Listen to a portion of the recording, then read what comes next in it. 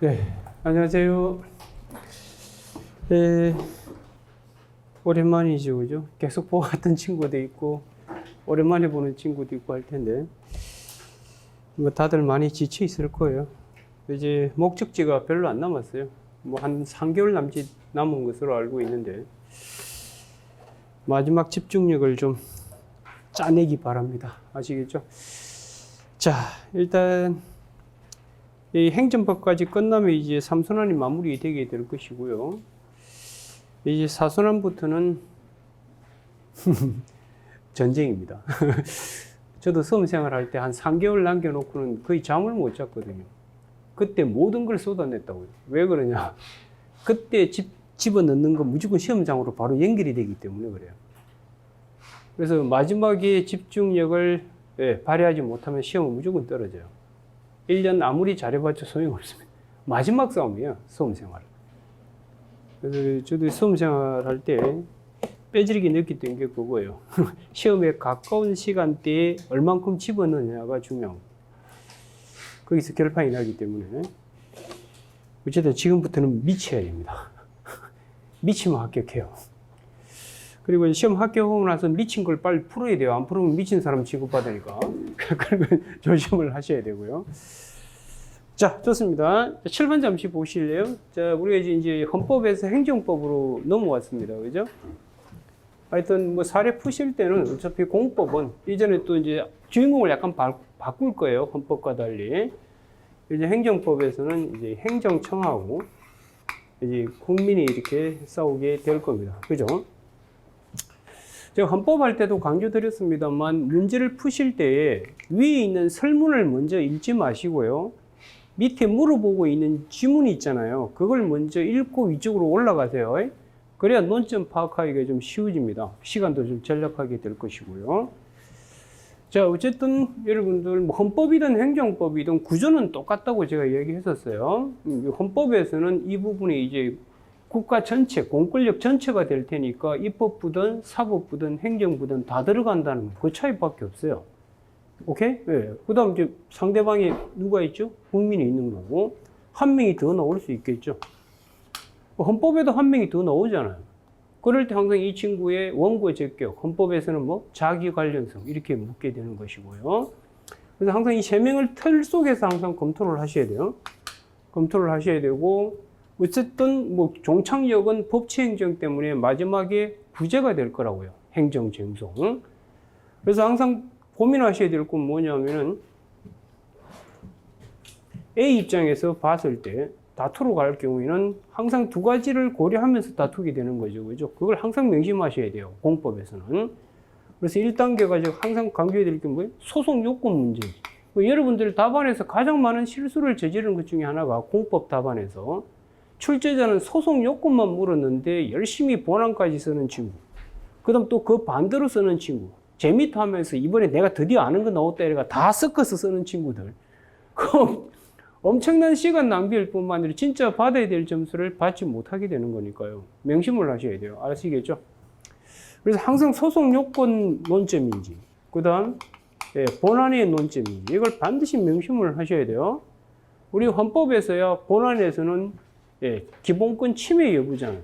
침해 여부 따질 때 2단계 밟아서 따진다는 그건 다 배우셨잖아요. 그죠?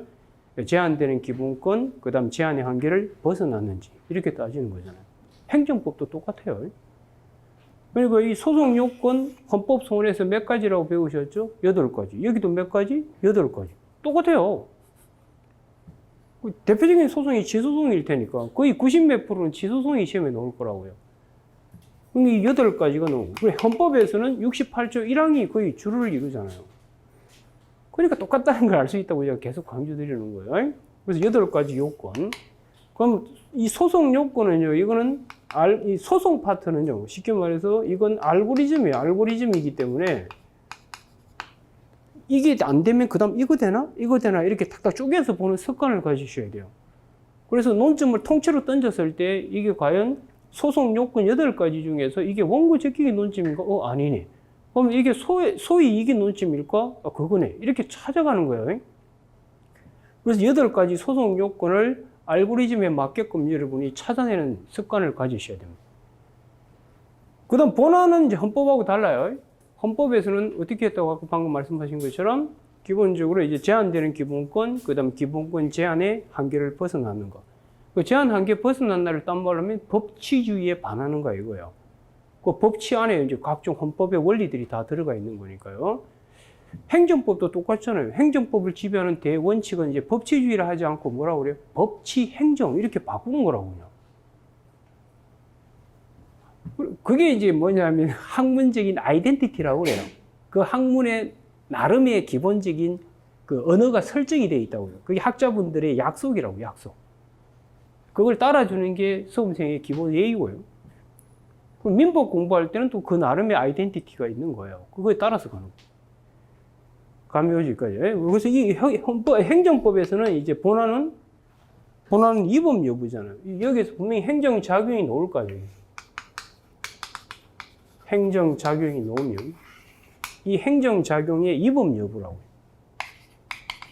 행정작용의 위법 여부. 헌법에서는 행정작용이라 하지 않고 뭐라고 그래요? 공권력의 행사다. 이렇게 표현을 하는 거라고. 그래서 여기서는 이제 위법 여부는 아시다시피 일반론은 뭐예요? 주, 내, 절, 형. 이거 일반론이라고 이게. 그 다음 플러스 뭐가 있죠? 특수론이 있다고.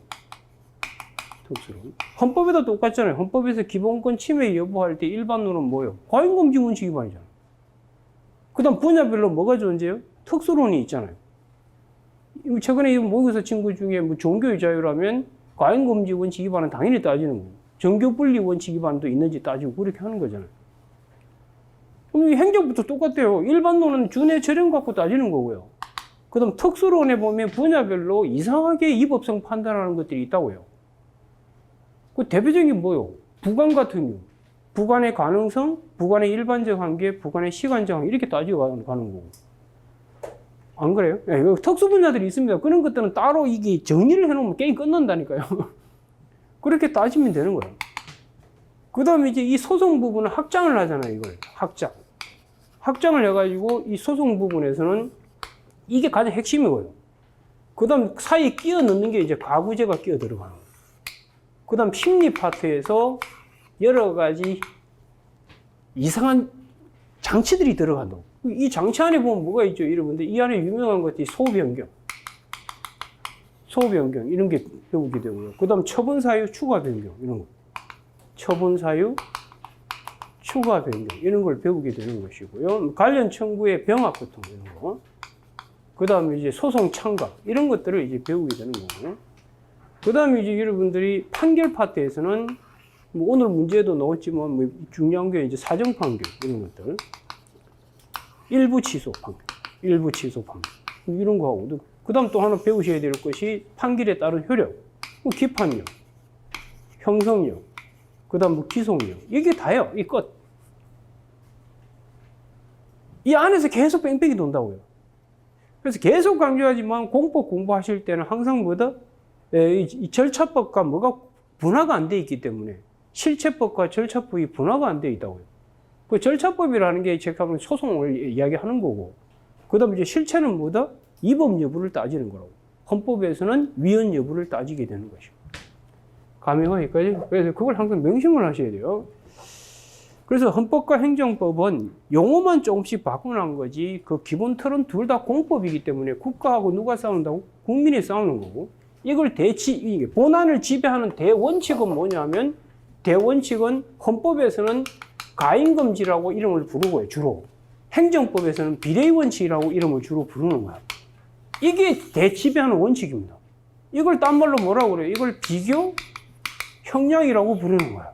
이 비교 형량이라는 게 뭐냐면 공익하고 사익을 저울에 다는 거라고. 이게 공법을 지배하는 대원칙이에요. 헌법이든 행정법이든. 그러니까 시험장에 들어가서 가인금지나 비례의 원칙 한 번도 언급 안 하고 시험장에서 나왔다. 공법 시험 끝나고 나서. 내년에 다시 와야 돼요. 아, 그렇게 돼 있다. 감이 와, 여기까지? 네, 좋습니다. 잠이 올 거예요, 아마. 감이 오는 게 아니라. 좀 있으면 감이 떨어질 겁니다. 가을이잖아요. 자, 그렇게 하시고요. 자, 일단, 그리고 지금부터는 양은 절대 늘리지 마시고, 제가 계속 강조하지만 사례는 1순환, 3순환, 4순환하고 기출 사례집. 그걸로 끝내면 돼요. 그거 가지고 여러분들 빠른 속도로 논점만 뽑아내고 목차가 어떻게 구성되는지만 파악하고 복습하시면 되는 거예요. 안에 내용 구구절절 읽을 필요 없습니다. 그래서 빠른 속도로 전체를 스크린하고 들어갈 수 있습니다. 그리고 이제 선택형은 제가 얘기했지만 이제 선택형 여러분이 판례를 누가 많이 외우는 건데 이제 공법을 대비해가지고 사순환 때 그 판례 OX 문제집이 제가 출간이 되어 있을 거예요. 거기에다 이제 살을 붙여가지고 그 선택형 관련해서 마무리 정리를 해주게 될 겁니다. 그거랑 여러분들 뭐 1순환 때 80문제, 그 다음 3순환 때 120제, 그 다음 이제 약간 여력이 되시는 분들은 그 기출 선택형 문제 5년치, 최근에 5년치 정도는 풀고 들어가시라고. 그 정도면 돼요. 그 이해는 갖다 버리라고. 뭐 공법이 더 시간 투입할 시간이 어디 있어요? 어차피 투입 안 하겠지만. 아니, 그것도 너무 많은데요. 그럼 할 말 없어요. 그 많으면 자기 하고 싶은 만큼 하시라고. 아니, 그거 뭐 어떡하겠어요, 그거. 지금 상황에서 더 이상 할 방법이 없습니다. 지금 시간상으로. 오케이? 네, 좋습니다. 아, 그리고 다시 강조하지만 행정법에서는 이게 중요해요, 이게 뭔지. 이게 소속을 밝히는 게 중요해요. 이 소속이, 강학상 소속이 어딘지, 기속인지, 얘랑 이걸 반드시 밝히셔야 되고. 헌법에서는 이게 중요한 게 아니라 이것 때문에 국민의 어떤 기본권이 제한받게 되는 거. 그 기본권 주소가 설정 안 되면 게임 끝나는 거예요. 명심을 하세요.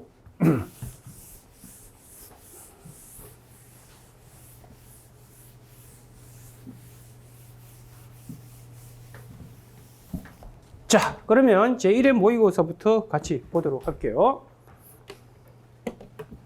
아, 참고로 이 문제는 2년 전인가?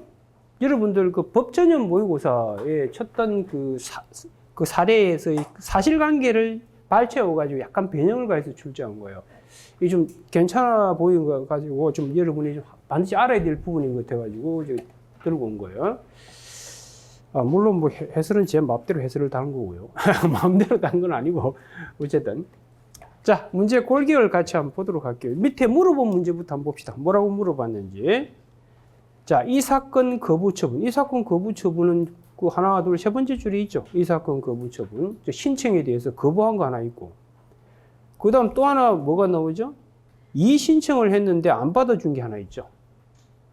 그렇죠? 예. 그래서 물어본 건 이거예요. 이 사건 거부 처분 및 이 신청 기각 결정 중 소송의 대상을 무엇으로 삼아야 하는가? 그럼 대상 적격을 묻고 있는 거잖아요. 소송의 대상이니까. 그럼 대상 적격이 인정되기 위해서는 뭔성이 있어야 행정법에서는 처분성이 있어야 되겠죠.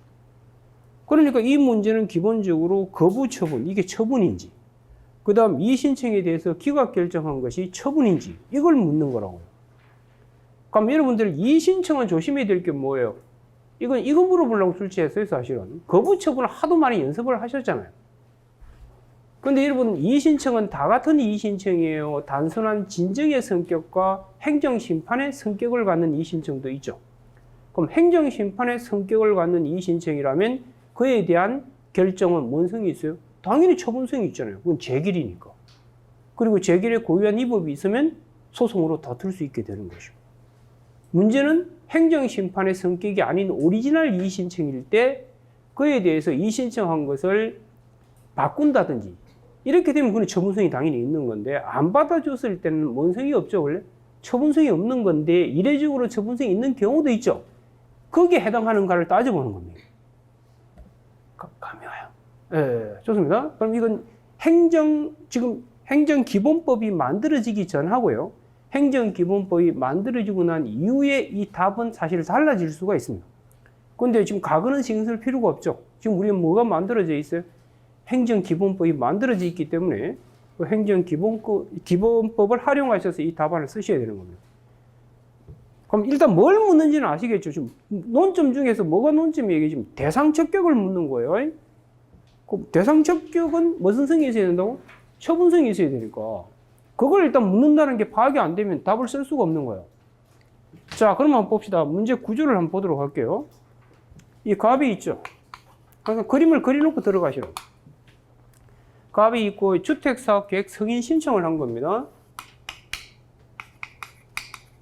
주택 사업 계획 승인 신청을 한 겁니다. 아마 삼순환 초기 때 수업 듣다가 다 집에 가서 수업 듣는 친구들이 이미 고정이 돼 있나 봐요. 1순환 때 봤던 친구들이 다 집에서 공부를 하고 있는 친구들이 꽤 있나 봐요. 하여튼 요령껏 하세요. 체력 관리 잘하면서.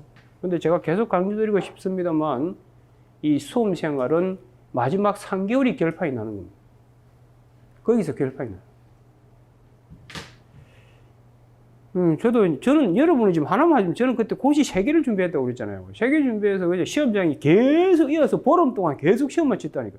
그래서 예무고시는 없애버리고 포기해버리고 사시행실을 갖다가 거의 보름 동안 시험을 쳤다고요. 2차 시험이. 이어서 시험이 있어가지고. 딱 끝나자마자 바로 그냥 실려갔어요. 기진맥진해가지고. 다시는 시험 안 치겠다고 돌았어요. 그걸 안 칩니다, 다시. 다시는 안 치는데. 자, 어쨌든, 여기 주택사업계획 승인. 잠깐 물어봅시다, 여러분. 이 주택사업계획 승인. 행정작용이잖아요. 그 행정작용을 해달라고 신청했는데, 항상 행정법에서는 주택사업계획 승인이라는 행정작용이 나오면 법적 성질이 뭔지를 항상 머리에 고민하셔야 돼요. 그게 연습이 안 되면 행정법은 시험 칠 수가 없어요. 행정법이 왜 어려운지 아세요? 그건 여러분 이걸 설정 못하기 때문에 그래요. 헌법이 왜 어려우냐 물어보면 이것 때문에 도대체 어떤 기본권이 관련되는 건지를 빨리 파악이 안 되면 안 되잖아요. 결론부터 말씀드릴게요. 주택사업계획 승인은 학자분들마다 견해 대립이 있어요. 이걸 허가로 보시는 분도 있고 특허로 보시는 분도 있습니다. 근데 제 개인적으로 이건 특허로 보는 게 맞아요. 이건 집 한 채 짓는 게 아니라 엄청난 많은 집을 짓는 거니까 아무나 할 수 있는 게 아니거든. 아무나 못하는 걸 니마 해먹어. 그게 뭐예요? 그게 특허잖아요. 이건 제가 보기엔 특허일 가능성이 높아요. 아시겠죠? 그걸 신청했는데 이제 이에 대해서 누가? 서울특별시장이죠. 지금 오세훈 서울특별시장인가? 요즘 우리나라 부동산 아주 재미있어요. 예. 시험 끝나면 제가 부동산의 흐름에 대해서도 이야기해 줄게요. 아마 기절할걸. 자, 좋습니다. 어쨌든 여기 오시면 신청을 했는데 여기 이제 서울특별시장이 있어요. 서울시장이 있고요. 이 시장이 결국 뭐 한 거예요? 거부했죠. 거부한 거.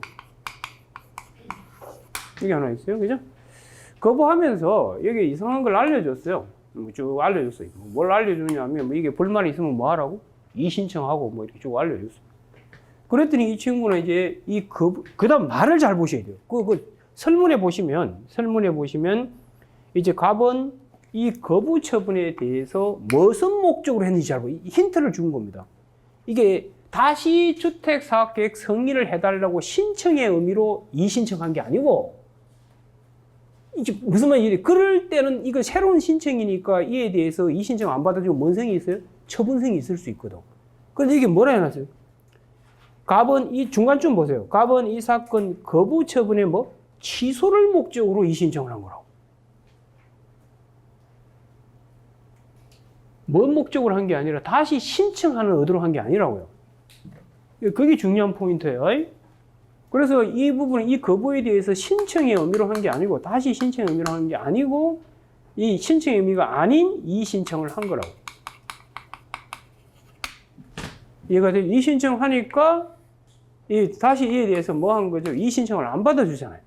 그래서 뭘 한 거예요? 거기 보면 기각 결정을 한 거죠. 그죠? 이에 대해서 기각 결정을 한 겁니다. 자, 그러면 여기서 이제 우리가 처분인가 아닌가가 두 개가 문제될 수 있는 거라고. 일단 이 거부 하나. 그럼 여기는 기각 결정 하나. 이 두 개가 이제 문제가 되는 거예요. 자, 그러면 이거는 여러분 하도 연습을 많이 했잖아. 거부가 처분이 되기 위한 공식 요건 몇 가지? 3가지. 그 중에 가장 핵심 포인트는 신청권이 있는 거. 그건 참조 조문 활용을 하셔야 돼요. 알겠어요? 예, 그래서 그 참조 조문 잠시 한번 보실래요? 참조 조문에서 그 주택법 잠시 한번 봅시다. 주택법 제15조 사업계획 승인에서 15조에서 그게 보면 2항을 보세요. 12조 2항. 2항에 보시면 제1항에 따라 사업계획 승인을 받으려는 자는 그러났죠? 그 다음 세 번째 줄에 서류를 첨부하여 사업계획 승인권자에게 뭐? 제출. 우리 여러분들 법규상 신청권이 있기 위해서는 뭐죠? 우리 신청권은 우리가 잠깐 거부가 처분이기 위해서는 하나, 둘, 세 가지를 갖춰야 되잖아요. 세 번째가 이제 이게 법규상, 조리상 신청권. 이건 뭐 다 배우셨을 거고요. 이 법규상 신청권은 법 안에서 뭐 신청할 수 있다, 뭐 요구할 수 있다, 뭐 제출할 수 있다 이런 말이 들어 있으면 그냥 그 신청권이 있는 거예요. 그걸 전제하고 만들어 놓은 거니까. 이해가 되셨죠? 예. 그 다음에 이제 그 사망에 보세요. 사망에도 비슷하게 들어가 있잖아요. 주택 건설 사업을 시행하려는 자는, 그 다음 세 번째 줄에 서류를 첨부하여 사업계획 승인권자에 뭐 제출하고 받아라. 그래놨잖아요. 그러니 이게 뭐가 전제되어 있는 거라고요? 법규상 신청권이 전제되어 있는 거라고. 여기까지 감 잡으셨어요? 자, 그 다음, 그 민원 처리에 관한 법률을 잠시 한번 볼까요? 민원 처리에 관한 법률에 보시면 35조 사망을 줄 짝거 두세요. 민원인은 제1항에 따른 이의신청 여부에 관계없이 행정, 심판, 소송 제기할 수 있다 되어 있잖아요. 그럼 민원 처리에 따라서 이의신청한 것은 이건 행정 심판의 성격이 아니라는 걸 보여주고 있는 거예요. 안 외워요. 그렇다고 빨리 말해줘. 자, 그러면 잠깐 보세요. 그러면 이 부분은 여러분들 지금 이 두 가지 요건이 뭔지 아시잖아요. 이거 다 합치면 결국은 뭐예요? 처분에 대한 거부예요. 처분에 대한 거부. 그러면 주택사업계획 승인은 처분이 아니에요. 행정행위라니까요. 처분이니까 그에 대해서 거부했으니까 이건 당연히 통과되는 거라고. 그 다음 법규상 신청권은 그 조문에 들어있다고. 그러니까 이건 당연히 뭐다? 처분이다. 이렇게 되는 거야. 그러니까 이해되셨죠? 이제 문제는 이게 과연 처분이냐 이건데, 이 신청에 뭘 검토해야 된다고? 법적 성질을 검토해야 된다고. 이 법적 성질이 이게 행정심판의 성격인지 아니면 단순한 진정인지, 이 단순한 진정의 이 신청을 기울하게 해서 만든 법이 뭐라고? 행정기본법이요. 그 행정기본법이 기울하는 이 신청은 행정심판이 아닌 오리지널 이 신청을 이야기하는 거야. 그리고 민원처리법에 있는 이 신청은 여기에 해당한다고. 민원처리법에 있는 이 신청은 민원법에 있는 이 신청. 그럼 아시다시피 여러분, 행정심판의 성격을 갖는 이 신청에 대한 결정은 뭔 성이지? 이건 재결이니까 처분성이 당연히 있다고. 그런데 여기에 이 신청은 이거라고. 이거기 때문에 이거에 대해서 안 받아들이는 건 원래 뭔 성이 없죠? 처분성이 없지만 이 신청이 새로운 신청의 의미를 갖고 있을 때는 그때 이 기각 결정은 새로운 뭐가 되죠? 거부 처분이 되기 때문에 뭔 성이 있다고? 처분성을 인정하잖아요. 근데 그게 아니라는 걸 지금 힌트를 주고 있잖아요. 이 친구는 새로운 신청의 의미로 이 신청한 게 아니고요. 이 거부에 대해서 뭐 다투는 의미로 한 거라고. 그래서 그 본문 힌트를 줘놨잖아. 알겠지롱? 본문에 뭐라 해놨어, 이 친구가? 거부 처분 취소를 목적으로 이 신청을 하여서라고 해놨잖아요. 감이 와요, 여기까지? 예, 그러면 결판 난 거예요. 그럼 이 중에 뭐가 그러면 처분성이 있겠어요? 이건 처분성이 없다고, 이건. 이건 처분성이 없고, 이건 처분이 아니고. 그럼 뭐가 처분이 된다? 이거. 그럼 뭘 다투어야 돼? 이걸 다투어야 돼. 아, 그리고 거기 약간 하나 빠져 있는 게 있는데요. 그게 설문에서, 다시 문제로 돌아오셔가지고요. 1문에서 중간쯤 보세요. 그 설문의 중간쯤 보시면, 뭐 행정소송을 할 수 있음을 알려드립니다라는 내용을 고지하였고 돼 있나요? 그 고지하였고 다음에 그 다음 하나 삽입을 하세요. 이 사건 거부 처분은 당일날 A에게 송달되었다. 당일날 A에게 송달되었다라고 이렇게 추가를 해두세요. 물론 이 문제 푸는 데는 큰 지장이 없어요. 없는데 이 사건 거부 처분은 당일날 갑에게 송달되었다 이렇게 써두세요. 이해가 되셨죠? 예, 그렇게 해두시고. 그럼 이제 첫 번째 문제는 다 푼 거는 다를 바 없죠. 그럼 이제 두 번째 문제도 연결해서 같이 봅시다. 그러면 결국 보세요. 그러면 지금 제소기간의 기산점을 가면 어떻게 잡아야 돼요? 그럼 이게 지금 처분이라면 원래 제소기간은 이 처분이 있음을 안 날로부터 있은 날로부터 기산점이 되잖아요. 근데 이 친구는 뭘 거쳤죠, 지금? 이의신청을 거쳤죠. 그러면 행정기본법이 만들어지기 전에는 이 이의신청이 행정심판의 성격이 아닌 이의신청일 때는 그때는 무조건 이거 가지고 따져야 돼요. 그런데 지금 그거 신경 쓰지 마. 그런데 지금 행정기본법 좀 더 조문 보실 텐데 행정기본법에 따르면은 뭘 거쳐서 오면 심판이 아닌 이의신청을 거쳐오더라도 이의신청에 대한 결과물을 받은 날로부터 기산점을 따진다고. 오케이? 그러니까 이거는 지금 이의신청을 거쳤잖아요. 그러니까 제소기간의 기산점은 이것이 아니라 뭐 이의신청의 결과를 받은 날로부터 카운트하는 거라고. 감이 와, 여기까지? 예. 잠깐, 행정기본법 혹시 법전이 있어요? 법전에 행정기본법 조문을 잠시만 찾아보실래요? 36조 제4항을 한번 찾아보세요. 행정기본법 36조 제4항을 한번 찾아보시오. 찾았어요? 읽어봐요. 뭐라고 돼 있니?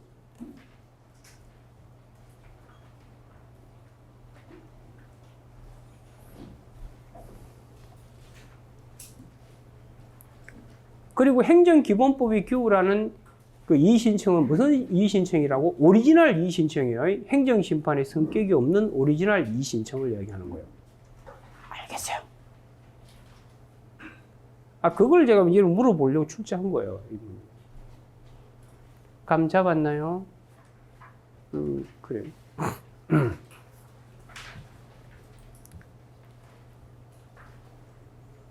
이해했다 치고. 자, 그러면 이제 문제 다 푼 거예요. 그러면 같이 어떻게 풀어갔는지 보도록 합시다.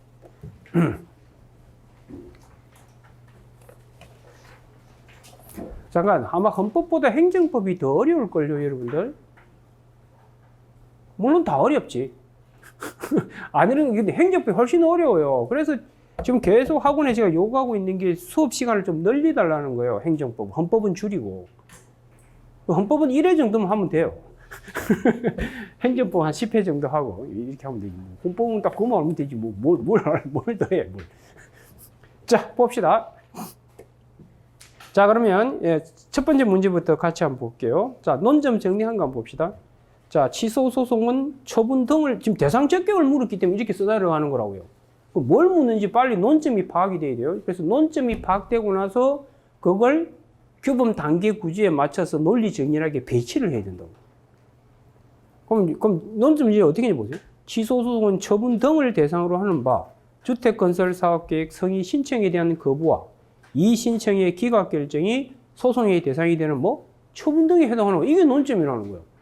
그럼 이 논점을 해결하기 위해서 문제거리가 되는 걸 적어놨잖아요. 주택건설사업계획 성의 신청의 거부는 핵심 논점이 신청권이 있는 거야. 이걸 찾아내야 된다는 거예요. 반면에 이제 이의신청 기각 결정은 이 이의신청의 성격이 뭐냐가 중요한 거예요. 이게 행정심판의 성격인지 아니면 단순한 진정, 즉 오리지널 이의신청인지 이걸 찾아내는 게 포인트다. 감이 와요? 그래요. 어차피 헌법이든 행정법이든 대답하는 건 똑같아요. 논리 정연해요. 일관성있죠. 자, 그러면 이제 이번 이제 목차를 제가 제시한 대로 가는 거잖아요. 두 개를 물어봤으니까. 어차피 주택건설사업계획 성의 신청에 대한 거부의 처분성. 그럼 거부가 처분이 되게 하는 요건 3가지 쓰셔야 되죠. 그 하도 이러고 많이 연습하셨을 거예요, 그거는. 안 했어요? 연습 많이 했잖아요. 그거 일반론 쓰시고, 그 다음 사안포섭하면 되잖아요. 그럼 여기서 핵심 논점은 뭐예요? 신청권을 발견해야 된다고. 어디서? 참조 조문 활용하시고. 그래서 그 사안 포섭한 거 보세요. 읽어보시라고. 읽어보면 다 답이 나오잖아요. 됐나요? 그래서 그게 중간쯤 보면 주택법 15조 2항 3항 법규상 신청권이 있는 거잖아요. 그러니까 처분성이 인정된다. 그렇게 가면 되는 거예요. 그 다음 이제 3번 목차에 보시면 이 신청에 대한 기각 결정에 처분성 되어 있죠. 그 FM대로 쓰면 제가 쓴 예시 답안지를 이렇게 써야 되지만 급하면 목차를 약간 수정해도 돼요. 수정하셔서 첫 번째 문제점에서 그냥 이렇게 하지 말고요. 바로 그냥 이 신청의 법적 성질 이렇게 바로 들어가라고. 들어가셔가지고 들어가셔가지고 기본적으로 이게 오리지널 이의신청인지 아닌지 그거에 대해서 이제 판단 기준에 대해서 판례만 간단히 소개하고 보습하셔도 관계없어요. 뭐 보습할 때 뭘 활용하셔야 돼요? 그 민원처리법도 활용하셔야 되겠죠. 그래가지고 결국 이건 뭐로 보는 게 맞다? 단순한 진정의 성격으로 보는 게 맞다. 그렇게 해놓고 보습하시면 돼요, 그죠? 알겠죠? 예. 그러니까 얼마든지 늘렸다 줄였다 하시라고. 이건 제가 FM대로 제가 그냥 집에서 혼자 재밌다 하면서 쓴 거니까. 아, 재밌어 쓴 건 아니고. 감이 와, 여기까지? 네, 좋습니다. 그래서 보습한 것만 잠 보도록 할게요. 그 사안의 경우 보습한 거 보세요. 자, 이의 신청은 민원 처리에 관한 법률에 따른 것으로서 그 법 35조 3항이 민원인은 이의 신청 여부와 관계없이 행정심판 행소송 제기할 수 있다. 이게 가장 강력한 근거죠. 만약에 이게 행정심판의 성격이었다면 이의 신청이 또 행정심판 제기하면 안 되잖아요. 아, 그렇다고 빨리 말해줘. 이해가 돼요? 야, 그 다음 또 중요한 말이 있어요. 중요한 말이 다만부터 보세요. 그 다만부터 보면 신청인이 새로운 서류를 첨부하여 새로운 신청을 하는 취지로 이의신청을 하는 경우에는 이의신청이 새로운 신청에 해당하고 그에 대한 기각 결정은 처분이 될 수 있겠죠. 그런데 사안은 그런 경우가 아니라고요. 사안은 새로운 신청의 의미로 한 것이 아니라 이 거부를 뭐 하려고? 다투려고, 없애려고 지금 덤벼든 거잖아요. 그러니까 거기에도 해당할 수가 없는 거예요. 그러니 이거는 처분성이 없다 이렇게 결론이 나는 거예요. 알겠어요? 예. 그리고 사안 해결에서 그 2023년 5월 3일자 그 날짜 지워버리세요. 그건 의미가 없어요. 사안 해결에서 2024년 5월 3일 이게 잘못 들어갔어요. 그냥 지워버리시라고. 그러니까 결국은 이의 신청 기각 결정이 아니라 뭐가 대상으로 삼아야 된다? 거부 처분. 그게 본질이에요. 그 날짜는 지워버리세요.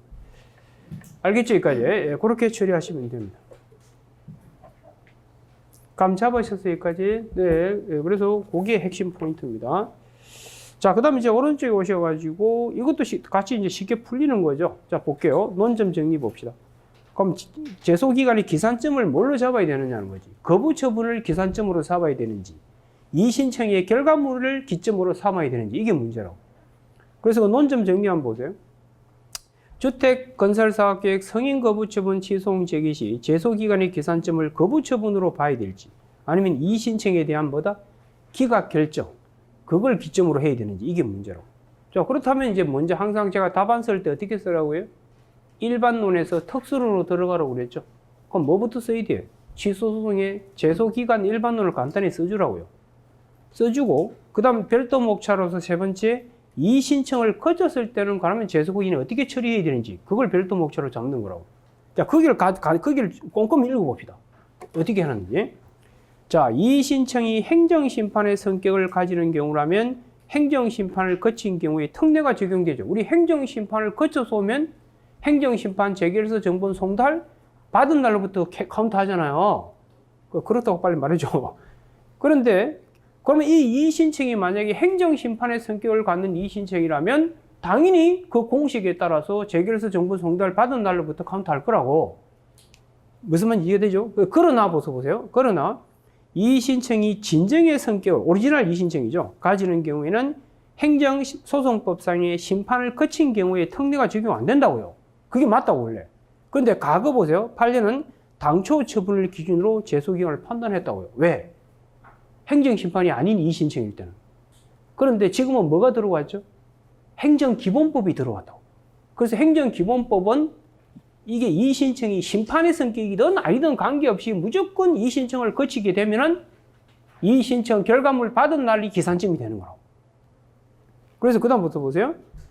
그러나 행정기본법이 제정되어서 이의신청에 대한 결과를 통지받은 후 심판 또는 소송을 제기하는 자는 그 결과 통지받은 날부터 며칠? 90일 이내에.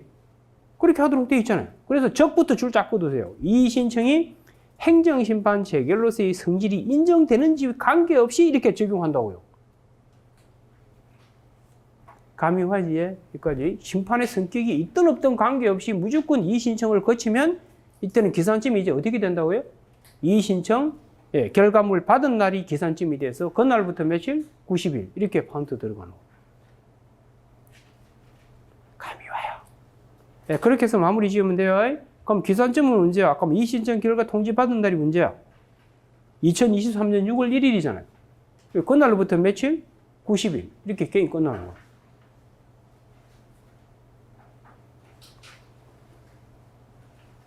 그래서 계속 강조합니다만, 과거랑 달라요. 이제는 이 재결이, 아니, 이 신청이 심판이든 아니든 관계없이 무조건 이 신청 거쳐오면 이 결과물 받은 날로부터 며칠? 90일 이렇게 적용한다고. 그걸 알아라고, 그걸. 따기 필요 없고.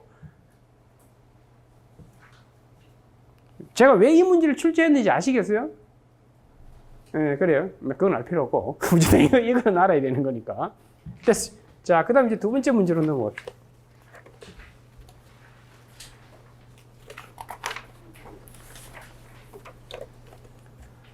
그래. 여러분들 문제가 잘 안 풀릴 거예요. 안 풀려야 정상이에요, 정상. 그래야 여러분 지금 계속 지금 얻어 터져야 시험장에 가서 이 비슷한 문제가 나오면 방어를 할 거 아니에요. 지금 기분 좋아서 뭐예요? 뭐해? 매일 아는 거 계속 반복해서 뭐예요? 여러분 자꾸 틀리고 이해 안 되고 중요한데 잘 모르는 것들을 체크하는 게 포인트라고요. 그게 하나라도 커버되어야 아마 시험장에 가면 위크 포인트가 줄어들게 되고 방어 능력이 생기게 되는 거 아니겠어요? 그죠? 그렇다고 말이죠. 자, 그 다음 두 번째 문제 봅시다. 7번 보세요. 첫 번째는 이해하셨죠? 이게 문제 골격이니까.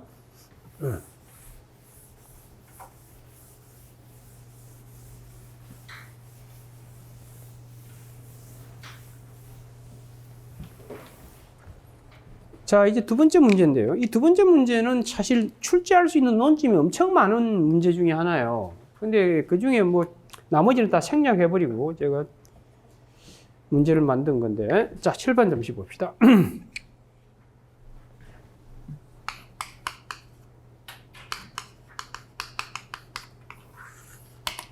A도 B 군수가 있고요.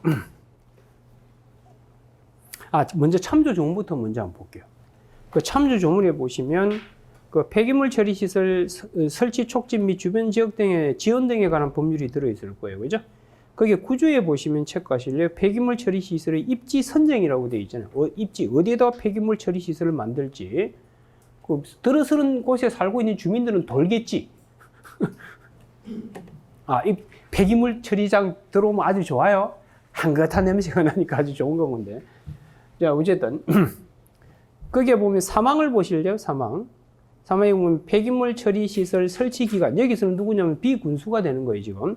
설치 기간은 제1항에 따른 입지 선정 계획을 공고한 경우에는 지체 없이 대통령령으로 정한 바에 따라 주민 대표가 참여하는 입지 선정위원회를 설치하여 입지를 선정해야 돼요. 그걸 다 생략해 버렸어요. 이 군수는. 화끈하죠? 여기까지 오케이. 그 다음 상황에 보시면은 그 세 번째 줄에 보시면 입지 후보자의 지에 대한 타당성 조사도 해야 됩니다. 그런 거 다 생략했어요. 이 군수가 아마 어떤 군수인지는 대충 답이 나오죠. 제가 아마 옛날에 지자체가 실시 안 됐으면 저는 아마 군수부터 시작했을 가능성이 있어요. 행정고시 학교 가면 좀 있으면 군수로 발령했다가 도지사로 가고 막 그렇게 하거든요. 그러면 제가 일단 군은 다 말아먹었을 거고, 그 다음에 이제 도도 한 말아먹고, 그럼 마지막에 뭘 말아먹으면 되지? 대한민국을 들었다 놨다 하면 되죠. 자, 어쨌든, 그거. 그 다음에 이제 11조의 3을 보실래요? 11조의 3에 보시면 폐기물 처리 시설 설치 계획 승인 등이라고 되어 있죠. 거기 2항에 보시면 그 폐기물, 두 번째 줄, 그 폐기물 처리 설치 계획을 수립한 경우에는 환경부 장관의 승인 받도록 되어 있죠. 여기도 조문이 하나 빠졌어요. 그 30조 이래가지고요. 물론 뭐 문제 푸를 때 크게 뭐 그건 없습니다. 30조에 보면 권한이임이 있어요. 권한이임이 있는데 여기에 보면 뭐가 들어있냐면 이 환경부 장관의 권한을 도지사에게 이렇게 위임할 수 있도록 이렇게 되어 있습니다. 그 위임이 돼가 지금 도지사가 지금 들어와 있는 거예요, 지금. 알겠죠? 예, 그거 하나 추가해 두세요. 권한이임에서 환경부 장관 권한은 도지사에게 위임할 수 있도록 이렇게 돼. 그 조문이 빠져 있습니다.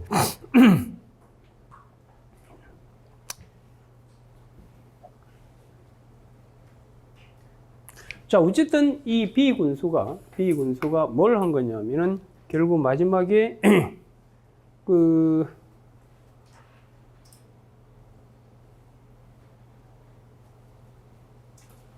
위치가 어디야? 뭐 어딘지 모르겠네. 어쨌든 비군수가 뭘 한 거죠? 입지 결정을 한 겁니다. 폐기물 입지 결정을 했어요. 그리고 이 결정 과정에 전혀 뭘 안 한 거라죠? 예. 입지 선정위원회 이런 거 전혀 하지도 않았어요. 입지 선정위원회에 따른 여러 가지 과정을 다 생략했어요. 참고로 입지 선정위원회는 의결기관이라는 것도 알아두세요. 의결기관. 이거 판례도 중요한 게 하나 있어요. 여러분들 입지 선정위원회가 잘못 구성되어 가지고 그에 터잡아서 비군수가 폐기물 입지 결정하게 되면 그 입법성의 정도가 취소사유예요, 무효사유예요. 이것도 중요하다고요. 이게 뭐냐면 의결기관은 처분청을 구속하는 거 아시죠? 의결은. 구속하기 때문에 여기서 결정되는 대로 로봇처럼 해야 된다고. 그래서 결국은 의결기관에 반해가지고 처분하게 되면 우리 판례는 이걸 무효사유로 보입니다. 무효사유. 주체의 하자처럼 본다고. 이걸 주체의 하자처럼. 그것도 아주 중요한 거예요.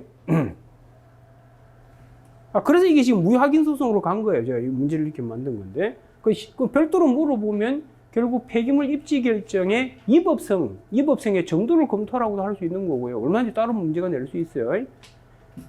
이 폐기물 입지 결정이 효력이 있는가? 이렇게 물어볼 수 있다고. 효력이 있냐 없냐는 무효인지 아닌지를 따지라는 거니까. 알겠죠. 그리고 참고로 그 판례 번호 하나 알아두세요. 이게 여러분 시험에 중요한 판례가 될 수도 있기 때문에 판례 번호를 내가 하나 적어 온 게 있을 텐데. 안 적었나?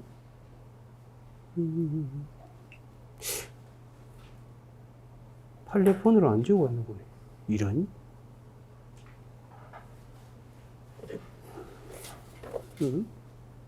판례, 이거 하나 적어주세요.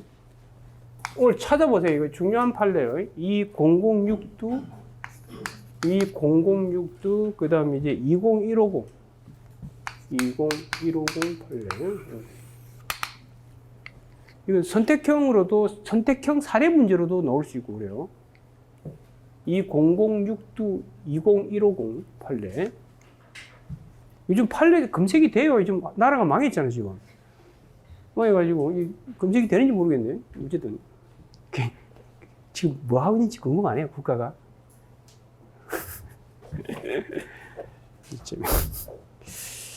하여튼, 이거 판례 참고로 보세요. 보시기 바라고. 그 다음 이제, 이 폐기물 입지 결정은 이건 이거에 또 법적 성질도 알아요. 법적 성질. 이 법적 성질에 대해서 교수님들은 두 가지 견해가 있어요. 첫 번째는 이걸 구속적 행정계획으로 보시는 분도 있고, 이걸 구속적 행정계획으로 보는 분도 있다는 거 하나. 그 다음 두 번째 이걸 물적 일반 처분으로 혹은 물적 행정행위라고도 하죠. 물적 행정. 어쨌든 이래 보나 저래 보나 다 처분이에요. 근데 아시다시피 여러분들 행정계획은 구속적 행정계획은 처분성이 있는 거 아시고 이 구속적 행정계획이 바로 대표적인 뭐다? 물적 일반 처분이에요. 같은 거예요, 사실은. 오케이? 그것도 하나 알았어요. 그래서 이게 법적 성질은 구속적 행정계획 내지는 물적 뭐다? 일반 처분. 일반 처분 배우셨잖아요. 인적 일반 처분도 있고 물적 일반 처분도 있잖아요. 보통의 행정행위는 개별 구체적이잖아. 근데 이게 일반 구체적이에요. 다만 직접 사람을 규율하는 게 아니라 뭐요? 물건을 규율하지만 불특정 다수인이 영향을 받는 거라고. 어느 땅덩어리에 대해서 입지로 선정이 되면 그 땅과 관련된 많은 사람 불특정인이 영향을 받아 안 받아? 받잖아. 근데 1차적으로 규율은 뭘 규율하는 거죠? 물건을 규율하는 거지만 부차적으로 누가 영향을 받는다고? 불특정, 다수. 그걸 물적 일반 처분이라고 한다고. 그게 대표적인 게 뭐라고요? 구속적 행정계획이 그렇다고. 근데 이게 행정법이 어렵다고 하는 게 이런 것들 파악하기 어렵다는 거예요. 알겠죠? 좋습니다. 여기까지 오케이. 그럼 또 하나. 폐기물 입지 결정. 그럼 여러분들 행정계획과 관련해서 다투는 사람은 다 제3자입니다. 알겠어요? 행정계획은 특정인을 상대로 해서 만드는 제도가 아니라고. 그러니까 입지 결정을 지금 누가 다툰다 만약에 갑이라는 사람이 만약 다투게 되잖아요. 이렇게 다투게 되면 이건 제3자가 다투게 되는 거고. 그럼 이 소송 요건에서 가장 중요한 건 뭐겠어요? 제3자가 다투면 원고 적격. 그래서 원고 적격 따질 때 여러분들 영향권이 정해져 있을 때 관계법에서 그 영향권 안에 있는 사람 뭘 인정하죠? 원고 적격. 그래서 그 힌트를 제가 하나 주놨는데 거기 설문에 보시면은 그 인근 주민 갑 해나나 거제가 매립시설 부지 경계선으로부터 2km 이내에 거주하는 주변 영향지대에 거주. 이 친구는 그래서 원고 적격이 있을 수 있는 거예요. 알겠어요? 이런 거 다 물어보려고 했지만 제가 다 뺐다고. 그러니까 지금 여기서 물어볼 수 있는 게 뭐냐면 폐기물 입지 결정. 보세요. 만약 갑이 이에 의해서 취소 소송을 제기할 때 이 취소 소송이 적법한가 이렇게 물어볼 수 있다고. 그럼 이 적법한가 할 때 가장 중요한 두 가지 소송 요건은 뭐겠어요? 대상 적격하고 뭐 원고 적격 이렇게 될 거. 이게 처분이냐 아니냐 이걸 따지. 그러니까 여기는 대상 적격하고 뭐다? 원고 적격 이 두 가지가 중요한 논점이 될 수 있는 거. 감이 오죠 여기까지. 그다음 본안에서 폐기물 입지 결정이 취소 사유인지 아니면 뭐 무효 사유인지 이게 문제가 될 수 있다고. 근데 이건 입지 선정위원회는 법적 성질이 뭐다? 의결기관이라는 걸 반드시 아셔야 돼요. 그래서 의결기관을 팽개치고 결정하게 되면 그건 무효사유로 보는 게. 이건 뭐로 보기 때문에 그렇다? 주체의 하자처럼. 우리 판례는 주체의 하자는 거의 뭐로 보죠? 무효사유로 보자.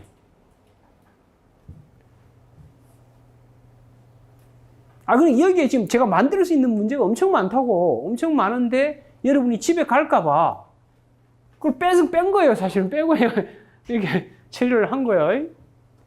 알겠지롱? 네, 좋습니다. 뭐, 저 혼자 무슨 쇼하고 있는 기분인데. 어쨌든 그래요.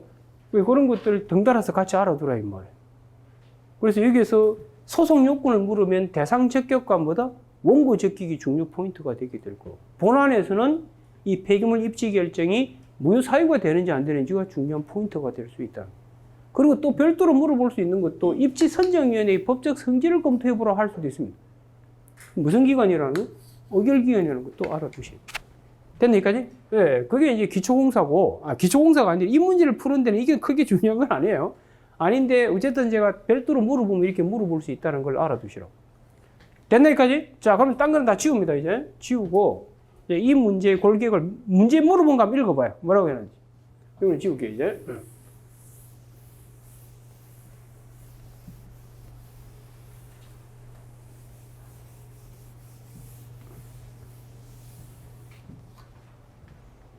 여기에 대해서 어쨌든 갑이라는 친구가 여기에 대해서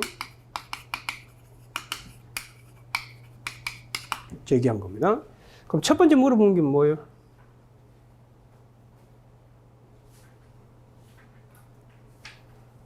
집행정지 신청한 거잖아요. 그죠? 여기 보면 소송 제기하면서 집행정지. 그 중에서도 뭘 한 거죠? 효력정지를 구한 거예요. 우리 집행정지 세 가지 있잖아요. 불러봐요. 효력정지, 절차 속행정지, 집행정지 세 가지 있죠. 그 중에 가장 강력한 게 뭐예요? 효력정지. 그래서 효력정지는 보충성이 적용되잖아요. 보다 약한 것으로 안 될 때 한해서만 효력정지를 받아주는 거예요. 지금 잠깐 지금 여러분 사고 전환이 안 되지 지금. 어제까지 뭐 했기 때문에 헌법을 했기 때문에 헌법이 지금 가 있나 본데. 그래서 이 지금 효력정지를 한 겁니다. 효력정지 이렇게. 자, 물어본 게 뭐예요? 이 집행 신청했는데 법원은 집행정지 할 수 있겠나? 즉 인용되겠냐는 거예요. 그럼 여기서 이제 중요한 포인트는 뭐냐면 이걸 정리해 주세요. 이게 소송 요건을 갖췄다는 거죠. 갖췄다고 전제하고 지금 풀으라는 거예요. 그러면 집행정지 요건 몇 가지 있죠, 여러분들? 6가지. 소극적 요건, 적극적 요건. 이게 2가지, 4가지 이렇게 들어있잖아요. 그 다음 여기서도 중요한 게 있어요. 뭐냐면 이 집행정지에서 무효 확인 소송에도 집행정지가 준용되는지 이거 하나 아셔야 되고 당연히 준용되는 거 아시잖아요. 됐나 여기까지? 자, 그 다음 이 효력정지는 보충성이 적용되기 때문에 절차 속행정지나 그 다음 이제 집행정지 이것으로 가능하냐 안 하냐 이 문제. 이 사례는 이 절차 속행만 스탑시켜도 충분히 구제가 돼요. 그래서 이 부분이 돼야지 이거로 가면 안 돼요.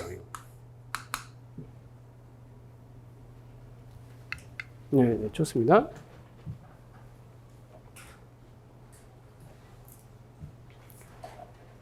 그리고 이 누가 한 거죠, 이거? 이 처분에 직접 상대방이 한 거예요? 제3자가 한 거예요? 제3자도 집행정지 신청이 가능하냐, 이 말이에요. 이 제3자잖아요. 근데 이건 알고 있잖아요. 제3자도 원고 적격을 갖추어서 소송을 제기할 때는 뭐도 가능하다고? 집행정지 신청 가능하고.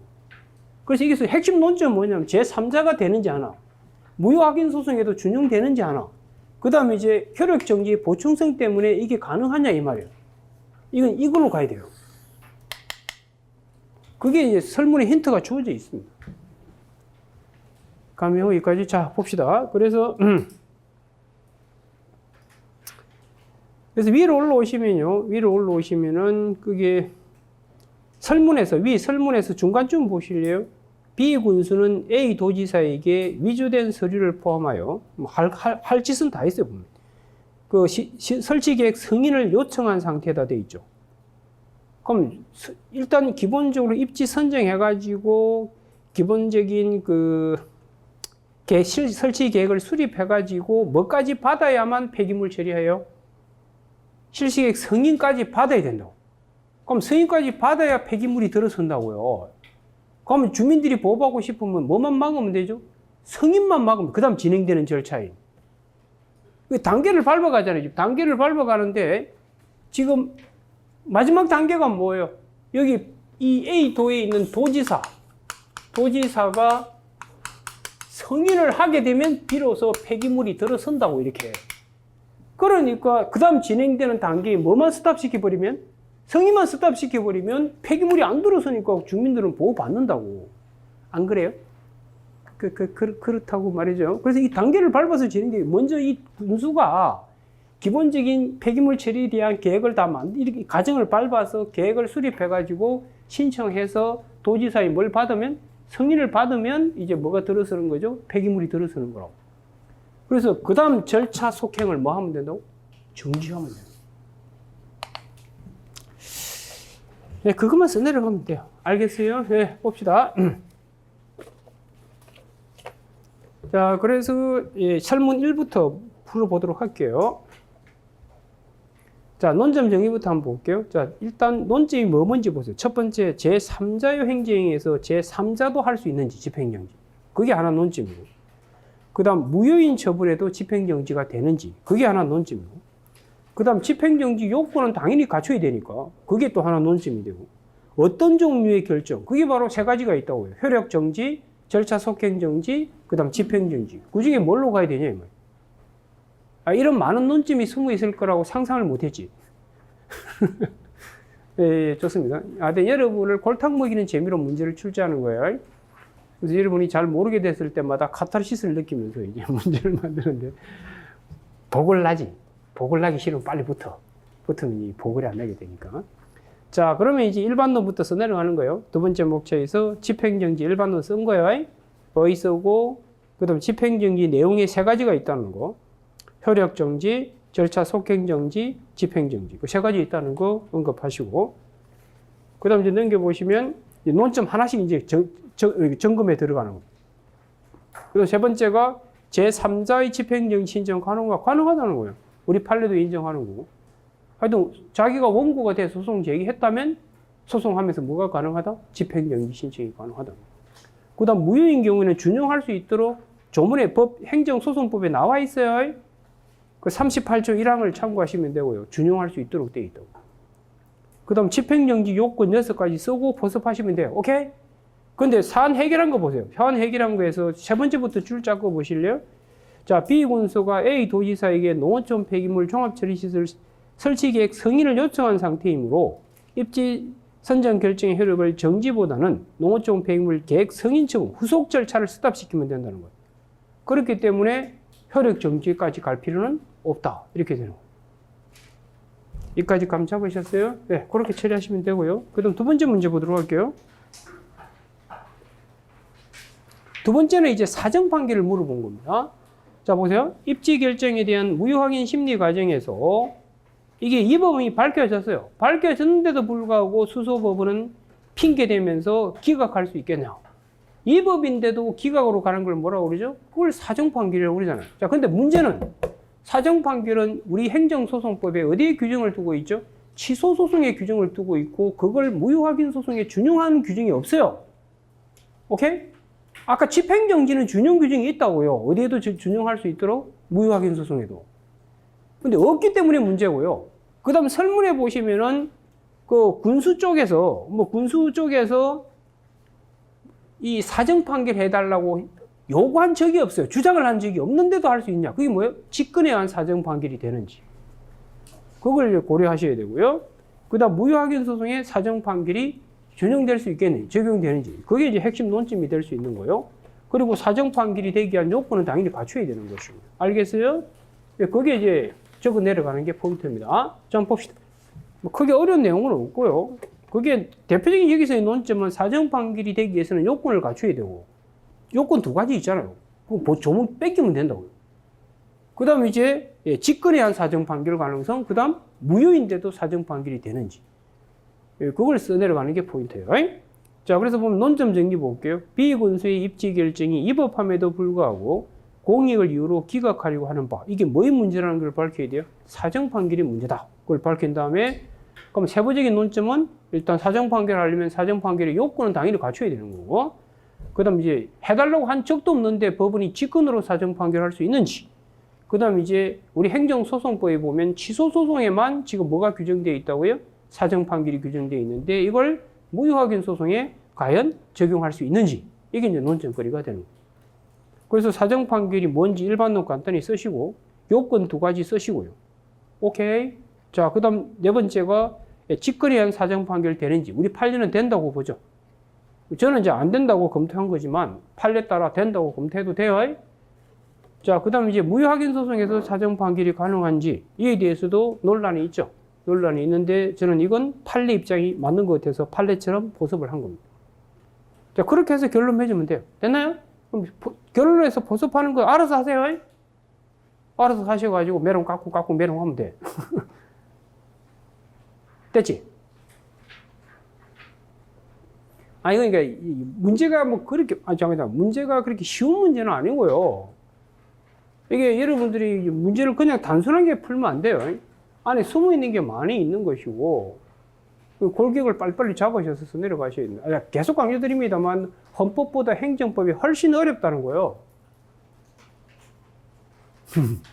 그런데 제가 보기에 7법 중에서 가장 어려운 과목 중에 하나가 제 개인적으로 행정법이에요, 행정법. 근데 가장 마지막에 하죠. 가장 힘 다 빠졌을 때. 집중도 가장 떨어져 있는데 가장 잘 정돈이 안 돼 있는 행정법 공부를 하게 되니까 여러분이 아마 더 힘들 수도 있을 거예요. 자, 잠시 쉬었다가 이제 선택형 문제를 같이 보도록 하겠습니다.